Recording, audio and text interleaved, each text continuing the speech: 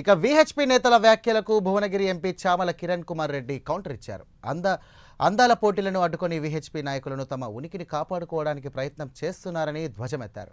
ప్రపంచంలో మహిళలు అన్ని రంగాల్లో పురుషులతో సమానంగా పోటీ పడుతున్నారని అన్నారు. ఇక మీ రాజకీయాల కోసం ఇలాంటి స్టేట్మెంట్స్ చేయడం మానుకోవాలని ఆయన హెచ్చరించారు.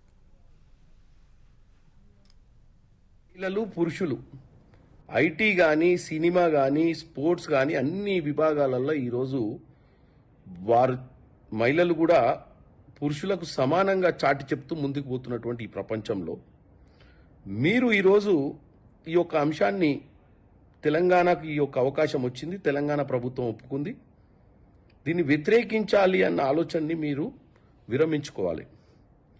ముఖ్యంగా ఆర్ఎస్ఎస్ కానీ విహెచ్పి కానీ మహిళా అభ్యున్నతి కోసం ఏనాడు పాటుపడింది లేదు.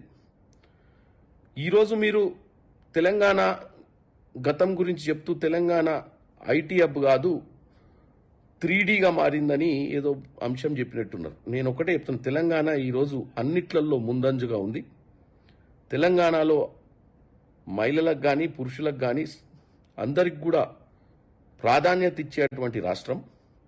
ఇలా ప్రపంచ దేశంలో తెలంగాణ హైదరాబాద్ నగరం ఒక గుర్తింపున్న నగరం. ఇలాంటి అవకాశాలు వచ్చినప్పుడు మీరు దయచేసి మీ రాజకీయం కోసమో మీ యొక్క ఆర్గనైజేషన్స్ని ఇంపార్టెన్స్ క్రియేట్ చేసుకోవడానికో ఇలాంటి స్టేట్మెంట్లు ఇవ్వద్దని కోరుకుంటున్నా.